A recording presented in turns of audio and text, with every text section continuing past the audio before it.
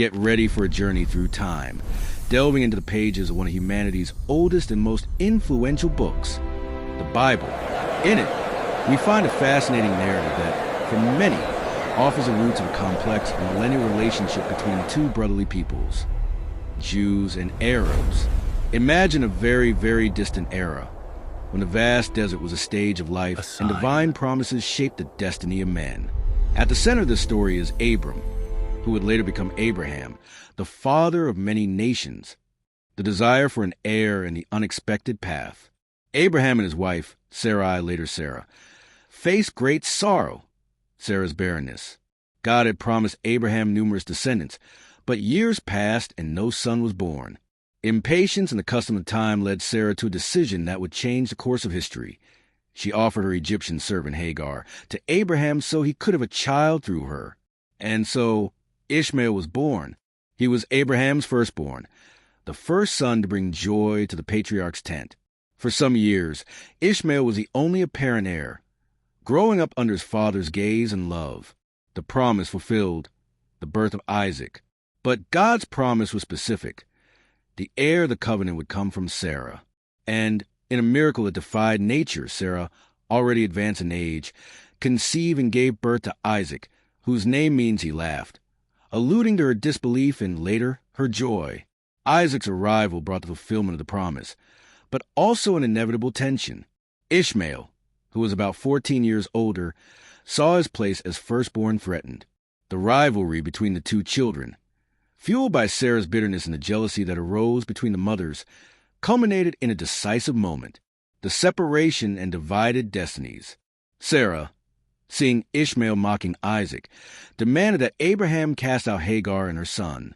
It was a painful request for Abraham, who loved Ishmael, but God instructed Abraham to listen to his wife, assuring him that, "I will also make a nation of the son of the servant, because he is your offspring." So Hagar and Ishmael were sent into the desert, with God promising to protect them and make Ishmael a mighty nation. And so it happened. Ishmael prospered, his descendants multiplied, and, according to Islamic tradition, he is the father of the Arab peoples. Isaac, in turn, became the father of Jacob, whose name was changed to Israel. From Jacob came the 12 tribes, which form the nation of Israel, the Jewish people. Prophetic signs of the patriarchs. But the biblical narrative goes beyond birth and separation, punctuating the patriarch's story with prophetic signs that, for many, outline the future paths and interactions of these lineages. These omens, cast millennia ago, are seen as foundations for understanding the relationships between the peoples who would emerge from Ishmael and Isaac, destinies outlined by God. The prophecy about Ishmael. Even before his birth, the angel of the Lord revealed to Hagar the future of her son. He will be a wild donkey of man. His hand will be against everyone, and everyone's hand against him. And he will live in hostility toward all his brothers. Genesis chapter 16, verse 12. This is perhaps the most impactful of prophecies about Ishmael, interpreted by many as a foretelling of a life of conflict and independence for his descendants. Even after Hagar and Ishmael were sent away, God reiterated Abraham, "Also of the son of the servant I will make a nation, because he is your offspring." Genesis chapter 21, verse 13. And again, "I will make him a great nation." Genesis chapter 17, verse 20. These promises assure Ishmael a numerous and powerful lineage, but mark it with a wild and, at times, contentious nature. The covenant and the promise to Isaac. In contrast, the divine promise to Isaac was that of the continuation of the covenant and the possession of the land. God declared to Abraham, "But my covenant I will establish with Isaac, whom Sarah will bear to you at this set time next year." Genesis chapter 17, verse 21. And Abraham was told, "For through Isaac your offspring will be named." Genesis chapter 21, verse 12. These declarations established Isaac as the bearer of the lineage of the messianic promise and inheritance of the land of Canaan, clearly differentiating his destiny and that of his descendants, the Jews, from that of Ishmael.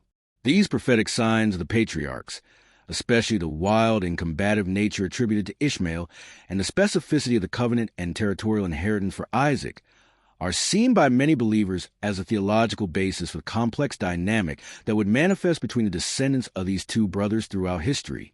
For biblical scholars, They not only narrate the past, but offer a key to understanding millennial tensions and the identity of two peoples who share a common ancestor but tread prophetically distinct paths. Exclusivity of the covenant with Isaac.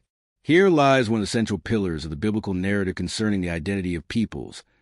The exclusivity of the covenant that God established with Abraham, and that was specifically transferred to Isaac. Although Ishmael was Abraham's son and received blessings, the central promise of the lineage through which all nations of the earth will be blessed, and the inheritance of a specific land, was firmly established with Isaac. Observe the details of this crucial distinction. The promise of the covenant. In Genesis chapter 17, God reaffirms his covenant with Abraham, which includes a promise of becoming the father of many nations and circumcision, as a perpetual sign of this covenant. However, when Abraham intercedes for Ishmael, asking that he might live before God, the divine response is clear. No, but Sarah your wife will bear you a son, and you shall call his name Isaac, and I will establish my covenant with him for an everlasting covenant, and with his offspring after him. Genesis chapter 17, verse 19. And concerning Ishmael, God says, As for Ishmael, I have heard you. Behold, I have blessed him and will make him fruitful and multiply him exceedingly. He shall father 12 princes, and I will make him into a great nation. But my covenant I will establish with Isaac, whom Sarah will bear to you at this set time next year. Genesis chapter 17, verses 20 through 21. The legitimate heir of the promise. The Bible emphasizes that Abraham's lineage, through which the nation of Israel and, ultimately, the Messiah would come, would be exclusively through Isaac. When Sarah casts out Hagar and Ishmael, Abraham is distressed, but God comforts him, saying, Do not be distressed about the boy and your slave woman. Whatever Sarah tells you, do as she says, for through Isaac will your offspring be named. Genesis chapter 21, verse 12. This divine declaration seals Isaac's destiny as the bearer of the main covenant promise, the promised land. The land of Canaan is repeatedly promised to Abraham's descendants through the lineage of Isaac and Jacob, Israel. It is a territorial inheritance that becomes intrinsic to the identity of the Jewish people. Although Ishmael's descendants would also inhabit vast regions and form nations, the promise of that specific land, with its spiritual and historical significance, was designated to Isaac's offspring. This exclusivity of the covenant with Isaac is a fundamental point in the biblical perspective. It establishes a clear distinction between the two branches of Abraham's family. Both are blessed and become great nations, but the specificity of the covenant and the divine inheritance, including the promised land and the lineage of salvation, rests uniquely upon Isaac and his descendants. This is a foundation for the identity and purpose of the Jewish people, as described in the Scriptures. The role of Isaac and Ishmael in Islam. To understand the complexity of the conflict's origins, it is crucial to look beyond the biblical narrative and explore how Isaac and Ishmael are viewed in another great Abrahamic tradition, Islam. While the Bible establishes a clear exclusivity of the covenant through Isaac, the Quran and Islamic tradition present a different, but equally reverent, perspective on both of Abraham's sons. In Islam, Abraham, known as Ibrahim, is considered one of the greatest prophets, the father of all monotheistic prophets, and a model of submission to God. Both Ishmael, Ismail, and Isaac, Ishaq, are recognized as prophets and sons of Abraham, both receiving divine blessings. Ishmael as the Arab ancestor and prophet. For Muslims, Ishmael is not only Abraham's firstborn, but also the direct ancestor of Muhammad, the final prophet of Islam. Islamic tradition narrates that Hagar and Ishmael were taken by Abraham to the desert valley of Baca, the future Mecca, where God miraculously provided the Zamzam spring to quench their thirst. It was Ishmael who, along with his father Abraham, rebuilt the Kaaba, the sacred house in Mecca, which became the main place of worship in Islam. The Quran describes him as a man of promises and a prophet, Surah 19, verses 54 through 55. The prophetic lineage, for Islam, continues through Ishmael to Muhammad, conferring upon him a position of deep reverence. Isaac as prophet and ancestor of the Jews. Isaac is also deeply respected in Islam. The Quran mentions him as a prophet and a righteous man, blessed by God, Surah 37, verse 112. He is recognized as the father of Jacob, Yaqub, who is also a prophet and from whom the Israelites, Bani Israel, the Jews descend. Islamic tradition recognizes a prophetic lineage that passed through Isaac and Jacob, culminating in the prophets of Israel, including Moses and Jesus.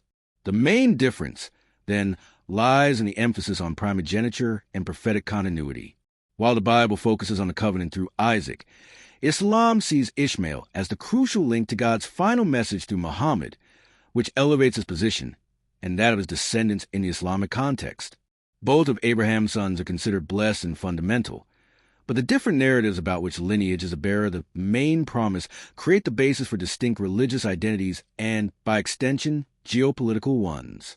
This complementarity and, at the same time, distinction in the narratives of Isaac and Ishmael in Islam and the Bible illustrate how different interpretations of the same patriarchal origins can lead to different self-perceptions of election and destiny, adding layers to the historical complexity of the conflict.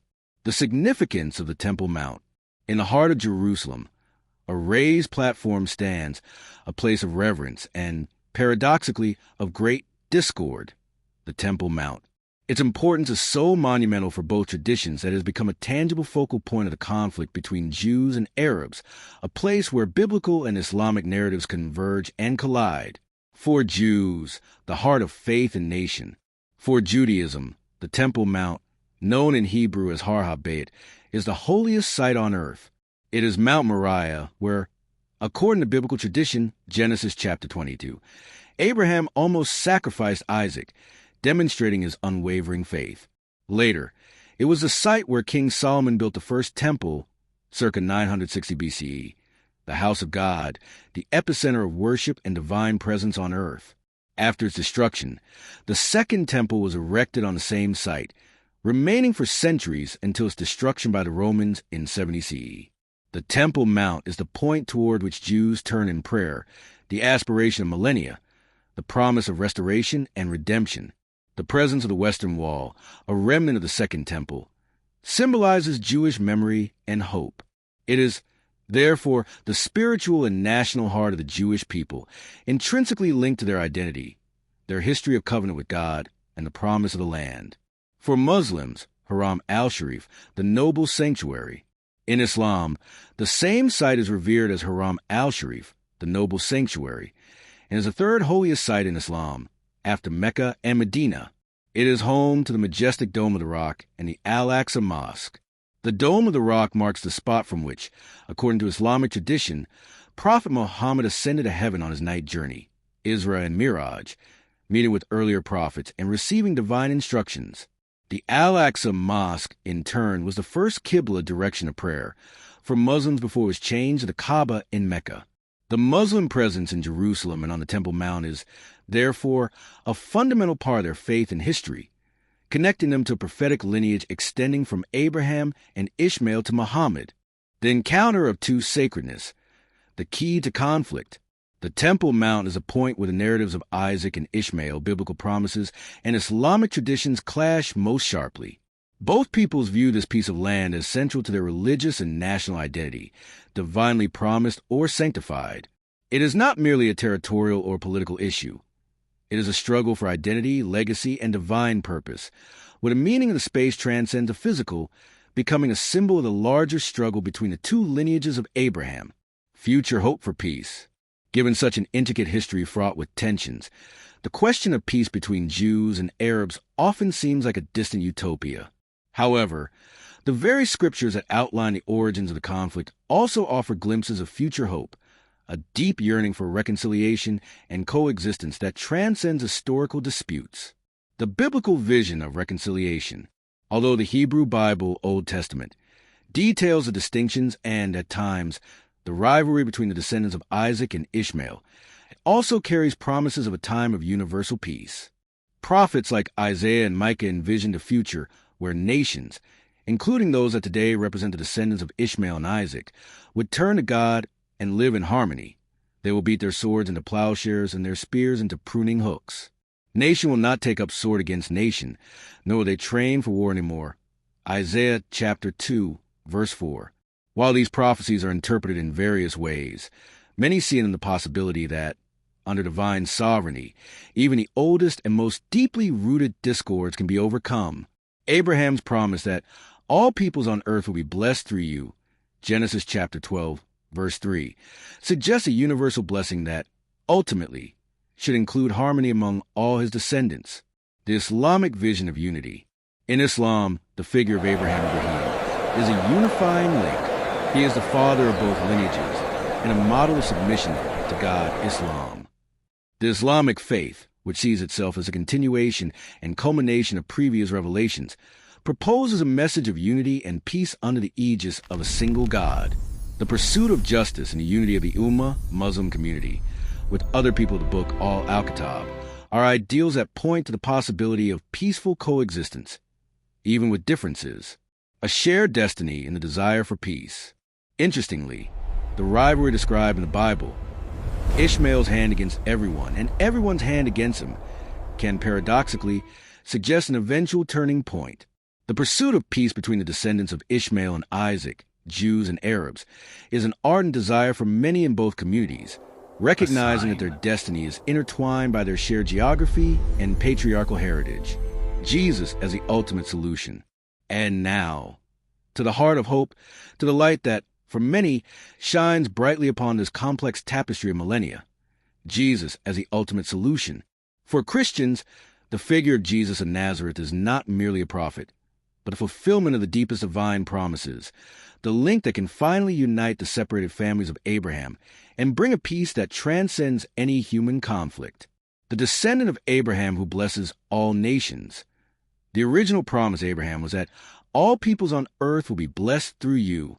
The Christian Bible presents Jesus as the supreme fulfillment of this promise. He, being a descendant of Abraham through the lineage of Isaac and Jacob, Matthew chapter 1, verses 1 through 17, came to bless not just one nation, but all nations, without distinction of race, ethnicity, or ancestry. In Christ, Abraham's blessing extends to all who believe, whether Jew or Gentile, and by extension, to all lineages, including the descendants of Ishmael. He is the universal bridge, the fulfillment of the promise that does not exclude, but embraces. The new covenant that breaks barriers. Jesus inaugurated a new covenant, one that is not based on bloodline or specific rituals, but on faith in him. The Apostle Paul in Ephesians chapter 2, verses 14 through 16, proclaims that Jesus himself is our peace, who has made both groups one and has destroyed the barrier, the dividing wall of hostility, by setting aside in his flesh the law with its commands and regulations. His purpose was to create in himself one new humanity out of the two, thus making peace, and in one body to reconcile both of them to God through the cross, by which he put to death their hostility. Reconciliation and unity in Christ. Jesus' sacrifice on the cross is, for Christians, the definitive act that reconciles humanity with God and with one another. In him, the rivalry of Isaac and Ishmael, the divided promises, the contested lands can find a point of unity and greater purpose. The glory of Jesus is that he can heal the oldest wounds, reconcile the fiercest enemies, and transform discord into a symphony of peace. Unity versus hostility between the children of Abraham, the saga of Jews and Arabs, descendant of Isaac and Ishmael, is a vivid testament to the eternal dance between unity and hostility. At its core, there is an undeniable bond of blood and faith. Both are children of Abraham, the common patriarch, father of a multitude of nations. This shared origin, this common root, should be the foundation for the deepest unity. And indeed, at crucial moments in history, we see glimpses of this unity, as when Isaac and Ishmael united to bury their father Abraham, Genesis chapter 25, verse 9, a final gesture of reverence and kinship in the face of death. This is the echo of unity, the proof that, despite separations and distinct paths, the bond of blood and shared heritage remain. However, the biblical narrative does not omit the shadow of hostility that accompanies this relationship from its very beginnings. The prophecy about Ishmael, his hand will be against everyone, and everyone's hand against him, is not divine condemnation, but a description for many of the intrinsic nature of a coexistence marked by tensions and clashes. History is replete with examples of this duality. Nevertheless, the seed of unity has never been entirely eradicated. Millions of people in both traditions long for peace and mutual recognition, seeking to reactivate this dormant unity. Islamic perspectives on Jesus. the link that can still unite or divide. And here we come to the point where hope and reality meet, a knot that can be untied or tightened even further. Islamic perspectives on Jesus. For Christians, Jesus is the ultimate solution, the Son of God, the Messiah who removes enmity and brings peace. But how does Islam view the central figure? And how can this view be the crucial point for unity or hostility among the children of Abraham? For Muslims, Jesus is known as Isa, one of God's most revered prophets, miraculously born of the Virgin Mary, Maryam, a confirmer of earlier scriptures and a bearer of a divine message of monotheism. The Quran describes him as a sign to humanity and the Messiah al-Masih, capable of performing extraordinary miracles by God's permission, such as healing the blind, lepers, and even raising the dead. His purity, wisdom, and closeness to God are unquestionable for Muslims. However, and here lies the crucial point of divergence with Christianity, Islam vehemently denies the divinity of Jesus and the doctrine of the Trinity. For Muslims, Jesus is a servant and messenger of God, not God himself or his divine Son. They also believe that Jesus did not die on the cross, but was raised to heaven by God, and that he will return to earth before the day of judgment to restore justice and fight evil. A touch to the heart. Dear audience, see the beauty and tragedy of this point. We have a figure revered by all three great Abrahamic faiths. For Jews, he is a historical prophet, though not the awaited Messiah. For Christians, he is God incarnate, the Savior who unites all in a new humanity. For Muslims, he is a powerful prophet, a miraculous sign from God, but not divine. Here, at this crossroad of faith, lies a profound possibility and an immense challenge. The mutual recognition of the sanctity of Jesus, Isa, by Christians and Muslims, and the respect for his figure among Jews, could be the most powerful bridge to unity among the children of Abraham. If there is one name that echoes with reverence in all hearts of faith, it is his. The Islamic perspective on Jesus is an invitation to look beyond barriers, to find common ground of prophetic respect. It is a chance to see that, although theological interpretations may differ, respect for man of faith, for the divine message of love and justice he brought, is a starting point for peace. The challenge, and this is where the heart feels the weight, is that the differences in Jesus' nature, divine or merely prophetic, are the very cornerstone of each faith. While for Christianity, the divinity of Jesus is a path to universal reconciliation. For Islam, this divinity is an insurmountable barrier to pure monotheism. Nevertheless, the figure of Jesus, Isa, remains a constant invitation, a silent reminder that, despite millennia of divergent histories, there is a divine thread connecting the narratives of Abraham, Isaac, and Ishmael. Perhaps by looking at Jesus, not with the eyes of exclusive doctrine, but with the eyes of mutual respect and admiration for a man who brought a message from God, we can finally glimpse the possibility that the children of Abraham, from all their lineages and beliefs, will one day sit together, no longer as adversaries, but as the one vast family that God, in his infinite wisdom, promised to bless on earth. Hope is not in uniformity, but in finding the shared humanity and divinity in reverence for those chosen by God to guide humanity. It is a matter of the heart, of respect, and of recognizing the sacred in the other. Remember, this narrative is based on biblical and Islamic interpretations of the origins of the relationship between Jews and Arabs, with the addition of a Christian theological perspective, and an analysis of how the figure of Jesus, Isa, is viewed in the different faiths. It does not cover the complexity of the modern historical, political, and social conflict. For a complete understanding, it is essential to consult various sources and perspectives. What an incredible journey through the shared roots and complex destinies of Abraham's children. If this deep dive into faith history and the hope for peace resonated with you, hit that like button and share this video with someone who needs to hear this message. And most importantly, we want to hear from you. What does the concept of peace and unity among these ancient lineages mean to you? Let us know in the comments below. Don't forget to subscribe for more thought-provoking content that explores the heart of humanity's biggest questions.